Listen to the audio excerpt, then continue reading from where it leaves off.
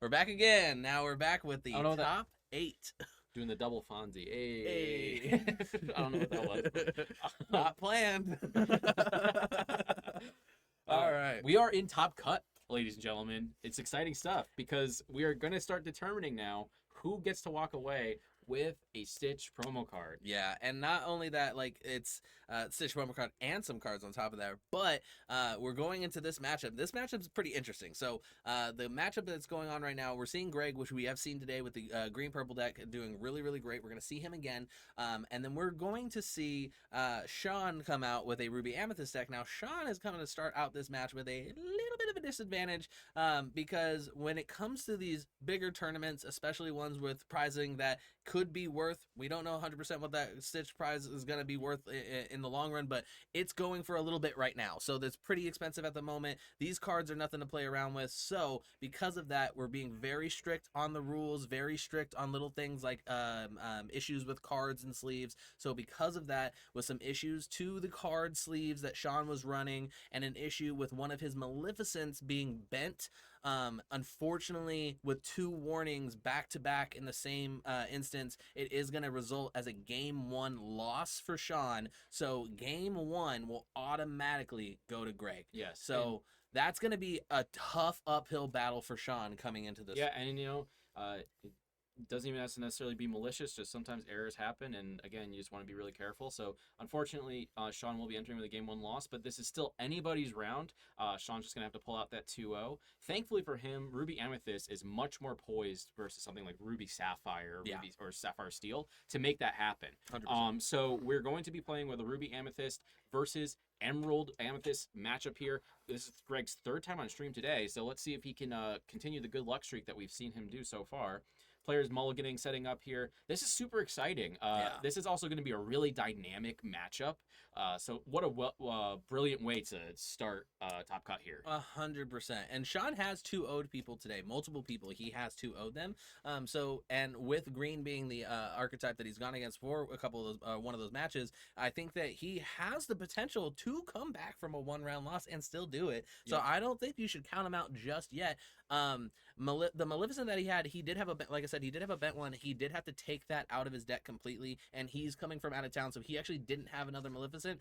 I went ahead and lent him my Maleficent. You're such a good guy. Yeah, shameless plug. You're a great I didn't guy. do it. I got 10% equity in that Stitch if he wins it. I tell you what, he doesn't know it yet, but I'm gonna tell him. we got it looks like some pretty standard lists as far as I'm looking. I'm looking at Cusco, Rafiki. We got some Madam Mim 4 and 4s here. Minnie Mouse, Stylish Surfer. Some 4 Maui. I'm not seeing. Okay, so we have only two Queen's Castle, and that's because we're going to be playing Maui's Fishhook here in Sean's list. Nice. And then again with Greg's list, we've seen it before, but again, just very standard, very focused on those cheaper cards and with a little bit of discard synergy. So this should be an interesting matchup. We're off to the races. Seeing Chernobog's followers going to just ink and Yzma and play a Merfolk and pass back over to Sean. And again, for anyone that just got in the chat and missed it, the reason why it is 1-0 right now is because of the automatic game 1 loss due to 2 warnings, due to a bent card, and due to not having Maleficent Dragon on his deck list when we started today. He just happened to miss it. And again, it's one of those things where it seems like, hey, no big deal, but unfortunately, it can be. So we had to play by the rules on that one. Yep. So now that we have a game on the way, we are going to use the Chernobog ability to get the 1 lore and then also get the card draw off of it, which is great. Very good card, yeah. 100%. You haven't seen Chernobog used that way one time today, but have seen Chernobog in almost every purple. Well, yeah, I mean that the stat line is also extremely relevant, right? Yeah. We see a lot of cards where the Chernobog is a great response to that card. Definitely. We do see the Cusco here. Of course, Greg feeling absolutely free to quest with that Merfolk. They're going to 2 lore. Yeah, see, Greg going into the number 2 line for that deck. He hasn't used it on stream yet. He has been on stream 3 times, and each time he started has been the Merfolk into a Mim combo for the most part. Yep. And now we're seeing the Merfolk into Flynn, which I think is just so friggin' strong. Yeah, so we got Greg at 2 lore, Sean at 1, playing down the Flynn Rider, just really putting on the pressure. I think that's a really great strategy against something like a Ruby Amethyst. Definitely. Ruby Amethyst has the ability to go aggro like I was saying, but it still at the end of the day is a very mid-rangey deck. And if you're Emerald Amethyst in that situation, you're really going to want to go hard before they can get their beat repairs, before they can get their Lady Tremaines, their Madame Medusas. So I'm glad to see they're doing that. Attacking in with the Cusco, and just going to discard that Rafiki.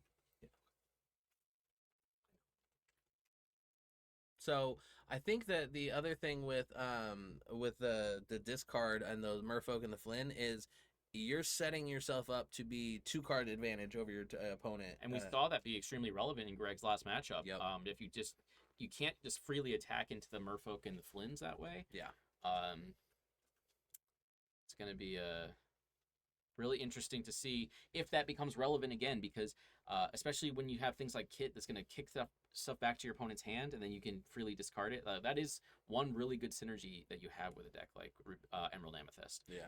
It's going to be curious to see if Sean can keep up, or if the good thing is if you're going to have a deck that attacks into those kind of cards and discards, Ruby Amethyst is one of the best you can have because you're just drawing so many cards throughout the game. Yeah. We see the Merlin Rabbit coming in here to quickly restore some of those discarded cards. So Greg has to be aware of that too. He can't just rely on that strategy, because eventually if he waits too long, Sean will just keep going. Going to see him quest some here, go to 7 lore. It's an interesting map. He has as a way to track his opponent's lore on his mat. I like haven't seen that. That's really cool. Going to play the Queen's Castle. A great follow-up to a really solid start here from Greg. Yeah, I definitely think that Greg, he can kind of cruise on this match. Yeah. It's really not up to him. It's up to it's his game to lose. It's up to him to not lose it. And I think as long as he just plays just a little conservative, he should be fine. Because I mean, Sean has the 1-round disadvantage, and like that's a mental disadvantage as well. That's hard. Yeah, it's probably weighing on your mind. Trying that feeling of need to catch up. So we just gotta see if he can pull it out here. I mean, that's a really great response to Queen's Castle. That's what you want to see, is that Maui. And I'd like to point out that a lot of people are showing up to this tournament today who it's their first big tournament. So it's a lot of people really kind of getting that first taste of what a bigger experience is going to be like. And it's nerve-wracking if you haven't done it before. Sean hasn't played played a big tournament for this game yet. I'm not sure if Greg has. I do believe Greg has a little bit more tournament experience with the 1Ks and such. But I think that the great thing about these Stitch set championships with the Stitch promos is that it's drawing out a lot of people that, maybe weren't going to play, but what's the harm, And he's doing so good. He's in the top 8 of a big tournament playing for a card that is super sought after right now. I wish I did. I wish I got top 8 in my first ever tournament. That's what I'm saying. I got top 8 if you do it in reverse order, where you do the bottom top 8. I was the top of the bottom. Yeah. There you go. That's a good way. Good way to look at it. I like the positivity. All right. So again, Greg just thinking over his options here. The Rabbit again, super strong card. And no matter, it's a mandatory inclusion in all purple decks pretty much. Just really solid board state here. The Maui's a little scary, but again, you can attack into the Kit, but like you can't attack into the Flynn just freely. You probably want to attack with something like a Rabbit like he's doing right now, but again, that's another card you got to discard. That's a Friends out of his hand. Yeah. So it's really going to come down to, does he have the resources? But if he's attacking in and discarding a Friends, I think he's probably okay. Yeah, 100%. I think that how many cards does Greg have in his hand right now? That's the question. Like, if Greg starts to run out of steam, is the main concern here. Yeah, because he's not. But I do see a Fox, and that plus Rabbit, I mean, he's going to be able to draw at least a few cards, so I don't think we're really too worried yet. No, for sure. That's a good point. And it got his we got the second Rabbit here from Sean. So Greg already at 10 lore, though. Like I said, Emerald Amethyst can really turn that notch up, make the speed of the game really much faster than you're going to experience against some of these slower control decks in the meta. Of the meta decks, Emerald Amethyst is probably the fastest, I would say. One of the fastest. Yeah. So definitely something you have to keep in the back of your mind if you're Sean, especially with that game 1 loss. Gonna go to 11 lore here, questing with the Rabbit for Greg. Is it worth? I feel like it's worth it to bounce the Rabbit, get the card draw, trade with the Maui. Yeah, especially with the Fox, because you got that 2 damage there on the Maui now. That's what I would do for sure. 100%. Sean is running 2 Maleficent Dragons in his deck today. Yeah, and I think we're gonna see exactly that. Him draw from the Rabbit, bounce back, Attack into that Maui. Whether he plays or inks something else, gonna be curious to see. But other than that, definitely, I think it's a very solid line. Gonna attack into the rabbit. I guess not wanting to completely remove his whole board presence, unless he plans to ink and. Does he have a snake in hand? So it's not. Oh, if that would be interesting. Oh, he has a deceiver. Okay. Ooh. Oh, to get rid of that. Be prepared. That's pretty brutal. A great time to play that. Now, I think that that's a good play from him to get rid of the rabbit. It does give his opponent the card draw, but it also doesn't clear his board state. It forces Maui to potentially take out the Mim, and if it doesn't take out Maui, it takes out the rabbit. Either way, it's a 2-for-1 now and not a 1-for-1. I think that was the mentality there on that play. The good thing for Sean is that Be Prepared wasn't immediately useful, right? That was in 3-4 turns from now when you have your big threat out. I mean, Deceiver and Fox, you're not going to be using a Be Prepared on that in any situation where you're happy about it. But it does suck. He does have the 2 Tremaines in hand, though. That's something to keep in mind. Yeah. Really, what Sean needs to do here is he just needs to stabilize the board, right? Because if he can get to that point where he's in control, things are comfortable, he's not facing lethal, he's just going to walk away with the game because Ruby Amethyst just has the ability to ramp, get out its big threats, get out some Queen's Castles, draw a million cards, and then it's going to be really hard for Greg to catch up. For sure. The question is, can he survive? I definitely don't think that the taking out the Fox with the Maui there was the better play for him because it could have got the card draw off of the rabbit and kept the Maui safe and then being able to take out the Ursula next turn because now he's not going to... Well, he got the Mim out, so he could still take the Ursula out. That's good. I think he had planned... That makes sense because he was planning on bouncing it anyway in the 5 cost. I do understand it now, but I do think that, like, it's always tough when you have that lower cost character that when it leaves, it gives you a bonus, not to just get rid of him right then and there. Yeah. You know, but he wanted to make sure that instead of losing it, now he can bounce it, play it again. So definitely, Sean knows how to run his deck pretty well. He's been doing really, really good with it today. Greg has too, but I think Sean, if he's been playing for 2 sets, he might have had a few more reps with that purple ruby color versus maybe Greg has been new to that. Gotta love Sean's shirt too. We've been showing love to everybody. Oh, for sure. Just brilliant fashion sense here. If anyone can't note it, it's actually a Star Wars shirt with a lot of like intricate little like Darth Vader and the Stormtrooper and stuff. I was looking at it earlier and I was like, wow. You love to see it. It's super abstract. I like it a lot. All right, gonna get another Merlin Rabbit out here, drawing off that and simply passing. So gonna be a little bit more comfortable here. Just a Deceiver out in play right now, but Greg has the goat in hand. That's a little scary. That was a really good play from Sean. I really like how he did that. Definitely, again, one of those things where I love to see someone do a different line than I would do because now I'm like, okay, now I had that in my rule book or in my playbook for next time. Yep. Absolutely. Just learning from every game. Ursula going to quest here, go to 12 for Greg. Question is, he has to consider ink too. I'm curious what cards in his hands are inkable. Because that goat could really clinch out the end there. We've seen it before already. He came back out of nowhere in a previous round because of that goat and pulled out the victory. Going to tap down the Merlin Rabbit with the Pinocchio, bringing out the Fox. I'm assuming he would grab Deceiver here. Yep. And then just going to crash in. Nice. Again, that's great to get him off the floor, but like again, you have to remember you're removing the threat. That's still the right move.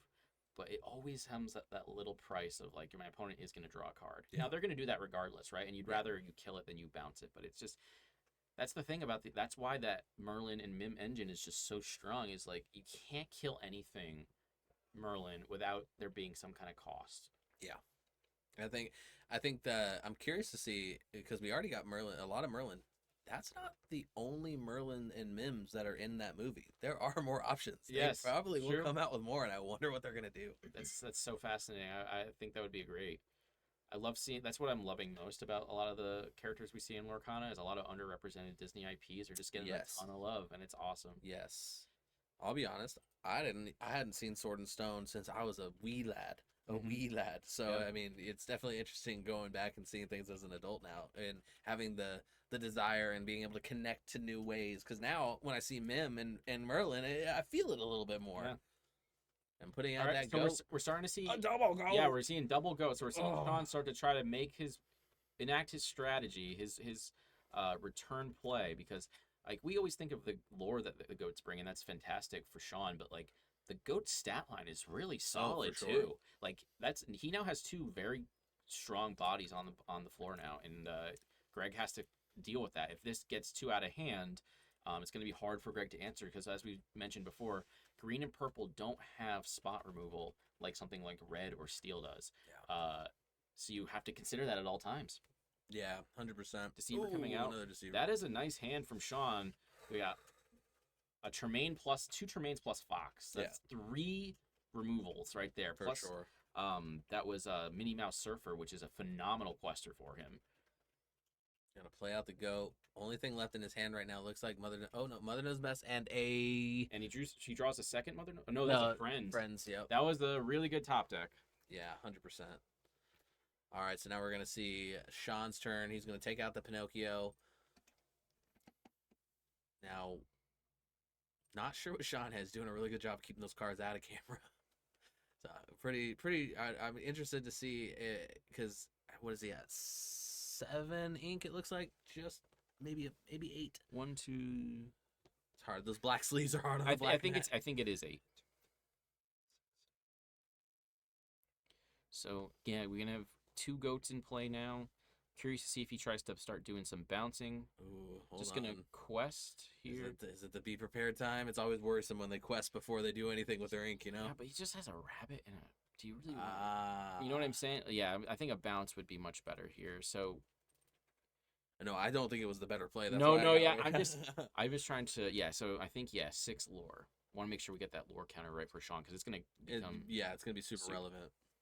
But this is the power of goat. Like we're back in it. You know what I mean? Just a couple bounces.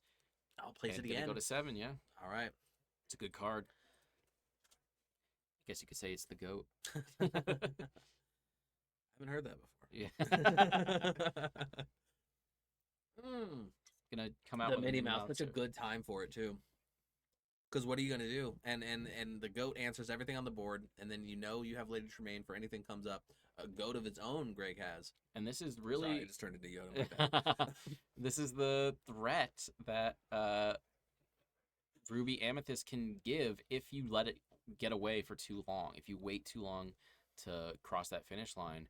Now, Greg has a goat of his own in hand, which I find very interesting. And the Mother Knows Best. And the Mother Knows Best on your own card. Like, it's a combo. Like, that is a potential end game for him. I think, has he inked this turn? If he hasn't, then he can play it. I think he's running low on cards in hand, though. So you have to also worry. I mean, if you're here, maybe you attack into goat with rabbit to kill your own rabbit to draw.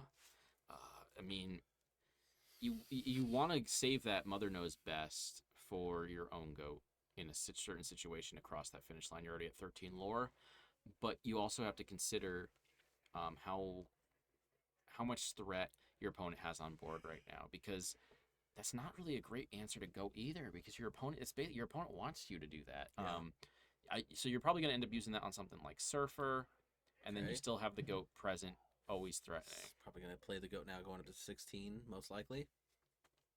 Oh, he's thinking about it. Tough choices. All right, well, he's at 15 right now. Going to play the Friends. I think that's the right. Wait. Oh, sorry, Hardcast Friends. I thought he played it on the rabbit. I was like, did he sing it with that? All right, so now he's going to ink the Ursula to play a goat. All right. So, yeah, Greg is going to 16, so if you consider the death of the goat, that's 17. And so if he kills it, it's 17, which is good, because if he doesn't kill it... no, that is lethal next turn. For sure. So, Sean's got to have something. So he rams the goats in... He probably would ram the Mim into the Ursula, the goat into the rabbit. He'll probably play Lady Tremaine, get rid of the goat, and then quest with the other goat, and the mini bringing him up to 12, most likely. I think that's probably what we're going to end up seeing. Yep, so that's the thing. It started to look like Greg was running out of steam, but that's why Rabbit's so powerful. 100%. Because, like, those one card here, one card there, suddenly you have a full hand again. Yeah. All right, so he went up to 10, because he already quested with the mini. I missed that part. But he is now going to... I mean, you have to play the Tremaine, right? For sure. Otherwise, you lose. You don't lose, but you're running the risk. Not a comfortable clock. For.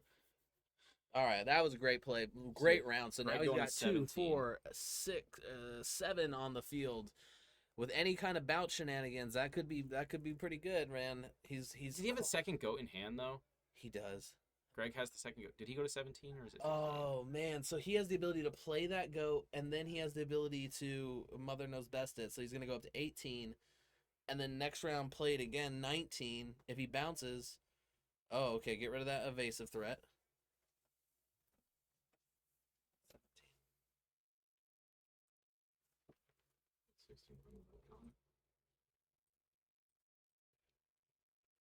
Yep, gonna go to 18 there with the goat.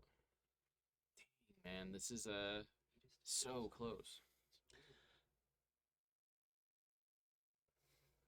So that's interesting. There's a little bit of a discrepancy between his If he's at 17 or 18. Yeah, he's 17. I thought he was at 18, but he's taking up though. He is keeping track on the phone, and he's at 17 on the phone. On his mat, he's at 18.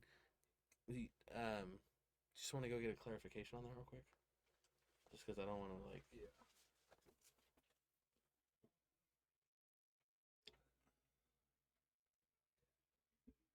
This is extremely pressure intense as well, considering that first round or the first game loss from Sean's side, with Greg being so close.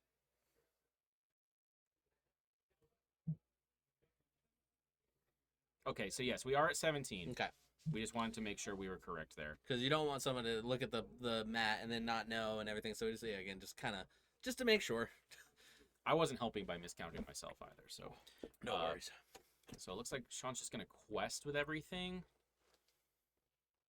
But So, we know Greg has the mother knows best. So if he just passes here, that's game. So Sean went 5 lower up. Now he's at 15. He has to. What? Oh, ooh. Now be prepared doesn't look terrible, right? Because if you get the 2 lore off that, you wipe the board, See, Tremaine's not gonna do it here. He's gonna avoid lethal. which could be game. Does he have another Mother Knows Best or Goat in hand, though? This is actually really interesting. That Tremaine could be game winning. All right, so now he has tapped a Minnie Mouse to bring her back out as well. So it really depends. He's gonna have to. It comes down to this turn. If Greg he has the Mother Knows Oh my Best God! and the quest, Okay. and he has the Fox. Oh, Yeah, I think that's that's game. it. Yep. 18. Yep. 4 and 3. Yep. That was so close. Mother knows best. Bring him back 19. Play him again 20. Dang, we really thought Sean was going to pull that out. I wanted to see that at least go to the close. game 3. Unfortunately, because it was an automatic loss for Sean going into that, he had an uphill battle and was not able to pull it out. A David and Goliath situation in that one for sure. Goliath coming out on top. Greg's been killing it, man. I mean, he's been really putting in the work. I think with the only match he lost did he lose against I think it was Nikita in the beginning. And he's been on stream. This is his 3rd game on stream, and he is officially one of the 4 people who will be walking away with a Stitch promo card because he is now in top 4. So congratulations to Greg. Very well earned. We saw him battle it out 3 times on stream. Yeah, so it's congratulations to him. So exciting. Hey, show it to the camera, my friend. Getting his yeah, Stitch there promo. he is. Top 4 at a set championship. That's a good Very well